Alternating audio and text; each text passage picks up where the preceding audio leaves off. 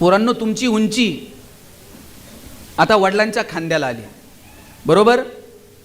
तुमची चप्पल वडिलांच्या पायाला यायला लागली, वडिलांची चप्पल तुमच्या पायाला यायला लागली. एकदा पोरगा बापाच्या खांद्याला आला आणि बापाची चप्पल पोराला यायला लागली ना, बाप रागवत नाही, चापट मारत नाही. पहिली दुसरीत होतो, चुकलं तर पटकन चापट मारत होते. पोरगा एकदा 9वी 10वीला गेला, वडील मारत नाही. अशा वेळेला तुमच्या वडिलांच्या डोळ्याची भाषा समजून घ्या. काय अपेक्षा आहे तुमच्या वडिलांची? वडिलांची इतकीच अपेक्षा, अरे मी आयुष्यभर कष्टात काढले, लेकरा बाळांसाठी जेवढे कष्ट करता येतील तेवढे कष्ट मी करायला तयार आहे, पण एक दिवस असा आला पाहिजे की माझ्या पोराच्या नावानं माझी ओळख झाली पाहिजे. आत्तापर्यंत तुमची ओळख काय? अमुक अमुक यांचा मुलगा, अमुक अमुक यांची मुलगी. एक दिवस असा आला पाहिजे तुमच्या नावानं तुमचे आई वडील ओळखले गेले पाहिजे. उद्या डॉक्टर झालात, लोक काय म्हणतील, ते डॉक्टर साहेब आहेत ना, त्यांचे वडील आहेत बरं का, त्या इंजिनियर मॅडम आहेत ना, त्यांची आई आहे बरं का, त्या लेखिका आहेत ना, हे त्यांचे वडील आहेत, हे तहसीलदार साहेब आहेत ना, ही त्यांची आई आहे. तुमच्या नावानं तुमच्या आईवडिलांची ओळख झाली पाहिजे, इतकं कर्तृत्व करून दाखवा. आणि पोरींनो, तुमच्यावर तर तुमच्या वडिलांचं विशेष प्रेम असतं. माझा दावा आहे, वडिलांचं जेवढं प्रेम मुलावर असतं ना, त्याच्यात थोडं तरी जास्त प्रेम बापाचं त्याच्या मुलीवर असतं. तुमच्यावर पण. मला काय भांडणं नाही लावायची तुमच्या, पण जे खरं आहे ते, तुम्ही वडिलांना काही मागून बघा पोरांनो, वडील म्हणणार देतील, पण 2 दिवस थांब, पगार हो दे, मग बघू. तुम्ही 500 रुपये मागितले तर वडील 50 रुपयापासून सुरू करणार. आणि पोरीनं काय मागू द्या बरं, बापाला असं वाटतं कधी निघून देईल आणि कधी नाही. त्याचं कारण आहे, ज्या दिवशी मुलगी जन्माला येते ना, त्या दिवशी वडिलांच्या मनात 2 विचार चमकून जातात. एक मुलीचं शिक्षण आणि दुसरं मुलीचं लग्न.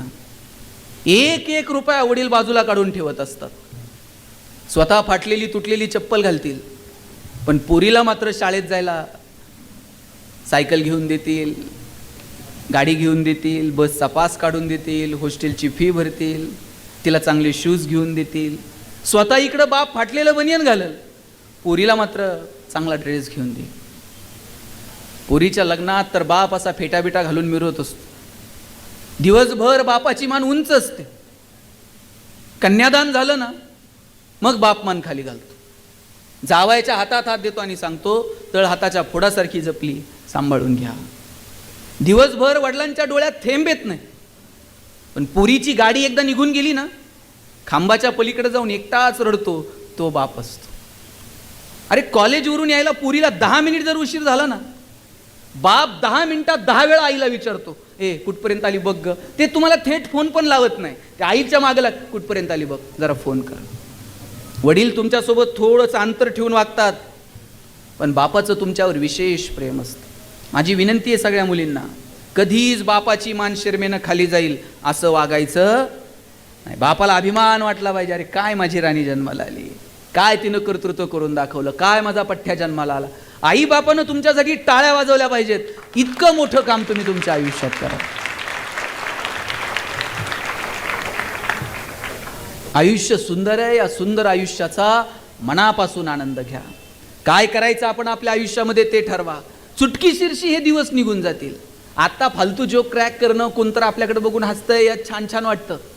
आत्ता दिवस निघून जातील आणि मार्केटमध्ये आल्यानंतर 1 रुपया कमवायला किती अक्कल लागते आणि किती घाम गळावा लागतो, हे मार्केटमध्ये आल्यानंतर कळायला लागतं. म्हणून जे काही दिवस आहेत ना, ते मस्त जगा. आयुष्यात छोट्या छोट्या क्षणांचा आनंद घ्या. चांगली पुस्तकं वाचा, चांगले चित्रपट बघा, चांगल्या नाटकांना जा, चांगल्या माणसांना भेटा. तुमच्या ग्रंथालयामध्ये चांगली पुस्तकं आहेत, ती चांगली पुस्तकं वाचा. पैसे कमवायचे तर जरूर कमवायचे, पण आयुष्य कशासाठी जगायचं, हे काही आयुष्याची तत्व आपल्याकडे असली पाहिजेत. आणि म्हणून अवांतर वाचन, चांगलं लिहिणं, चांगलं ऐकणं, चांगल्या लोकांना भेटणं, यातून आपल्याला आपला सर्वांगीण विकास करता येईल का? पोरांनो, याची काळजी आपण आपल्या आयुष्यामध्ये घेतली पाहिजे.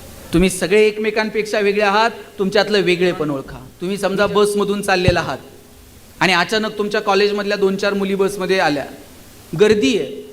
त्या गर्दीमध्ये जर त्यांनी तुमच्याकडे बघितलं तर त्यांना सुरक्षित वाटलं पाहिजे. अरे माझ्या कॉलेजची मुलं आहेत, मी इथे सुरक्षित आहेत. गल्लीतून जात असताना रस्त्यावरती तुम्ही 2-5 जण उभे आहात. शाळेतली, गल्लीतली, गावातली, शहरातली एखादी मुलगी तिथून चालली आहे.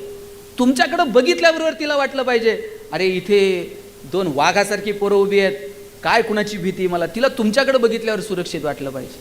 आणि गल्लीतल्या, गावातल्या, शाळेतल्या, वर्गातल्या मुलीला जर तुमच्याकडे बघून सुरक्षित वाटत नसेल तर तुम्हाला जय भवानी आणि जय शिवाजी म्हणायचा अधिकार नाही, हे तुम्ही लक्षात ठेवा. जितका सन्मान तुम्ही तुमच्या बहिणीचा करता ना, तितकाच सन्मान तुम्ही इतरांच्या बहिणीचा केला पाहिजे. म्हणजे कोणत्या बहिणीसाठी मोर्चे काढावे लागणार नाहीत, कॅन्डल मार्च काढावे लागणार नाहीत. सुंदर आयुष्य आहे, त्या सुंदर आयुष्याचा आनंद घ्या. ज्या ज्या पोरांची परिस्थिती थोडीशी हालाकीची आहे, गरिबीची आहे, त्यांच्यासाठी मला जाताना सांगायचं आहे, अजिबात रडायचं नाही. ज्या ज्या छोट्या छोट्या गोष्टी आहेत त्या छोट्या छोट्या गोष्टींचा आनंद घ्यायचा. तुम्ही नशीबवान आहात की तुम्हाला मदत करणारी माणसं तुमच्यासोबत आहेत. आता बऱ्यापैकी बदल होत आहेत. आम्ही कॉलेजला यायचो, शेखर आम्ही बरोबर होतो, न्यूयॉर्क्सला निघालो ना तिकडनं केडगाववरनं, आम्ही सायकलवर यायचो. ह्या पोरांच्या तब्येती जरा बऱ्या होत्या, आम्ही किडकिडीत होतो. त्या केडगावच्या पुलावर खुशे जर सायकलसुद्धा चढायची नाही. हे सायकल मारत पुढे गेले की आम्ही लोटत तो पूल चढायचा, मग खाली यायचं, न्यूयॉर्क्स कॉलेजपर्यंत जायचं. मजा होती हो, पैसे नव्हते, आनंद मात्र भरभरून होता. केडगावला मी ज्या कॉलनीत राहायचो ना, अख्ख्या कॉलनीत सगळ्यांची घरं स्लॅबची होती, फक्त एकटंच माझं घर पत्र्याचं होतं. मी आईला म्हणायचो, आई सगळ्यांची घरं स्लॅबची, आपलंच पत्र्याचं का? ती म्हणायची, तुझे वडील शिक्षक आहेत म्हणून घर पत्र्याचं. मी म्हणायचो, शासनाचा GR आहे का शिक्षकांनी स्लॅबची घरं बांधायची नाही? ती म्हणायची, तू नशीबवान आहेस, पत्र्याच्या घरात जन्माला आला. मी म्हणायचो, का? ती म्हणायची, बघ घर गरम व्हायला लागलं का तुला कळतं उन्हाळा सुरू झाला आहे, घर गळायला लागलं का तुला कळतं पावसाळा सुरू झाला आहे. शेजारच्या स्लॅबच्या घरात उन्हाळा कळत नाही, पावसाळा कळत नाही, खास ऋतूंची ओळख व्हावी म्हणून भूगोल शिकवणाऱ्या तुझ्या बापानं असलं मॉडेल उभं केलं आहे म्हणायची. पैसे नव्हते, आनंद मात्र भरभरून होता. वडील एक चॉकलेट आणायची, माझ्या बहिणीच्या हातात द्यायची आणि म्हणायचे, गणेशाने तू अर्धा अर्ध करून खा. ताई चॉकलेटचे 2 भाग करायची, एक मोठा आणि एक. ताई चॉकलेटचा मोठा भाग मला द्यायची आणि छोटा स्वतःला ठेवायची. चॉकलेट छोटं होतं पण आभाळा एवढा संस्कार करून गेलं. मोठ्या लोकांनी मोठ्या गोष्टी मोठ्या मनानं छोट्या लोकांना द्यायच्या असतात आणि हे फक्त बहीण करू शकते. म्हणून एकमेकासोबत प्रेमानं वागा. शाळा कॉलेजचे दिवस परत नाही. एका बेंचवर किती जणी बसता? 2 जण. आम्ही 3-3 जण बसायचो आणि कर्कटकनं अशी रेष मारून जागा वाटून घ्यायचं. तुझा हात इकडं का, तुझं दप्तर इकडं का. शेवटच्या दिवशी बाईंनी उभं केलं, मला म्हणल्या, गणेश बेंच इथंच राहणार आहे, तू फक्त वर्गात नसणार आहेस.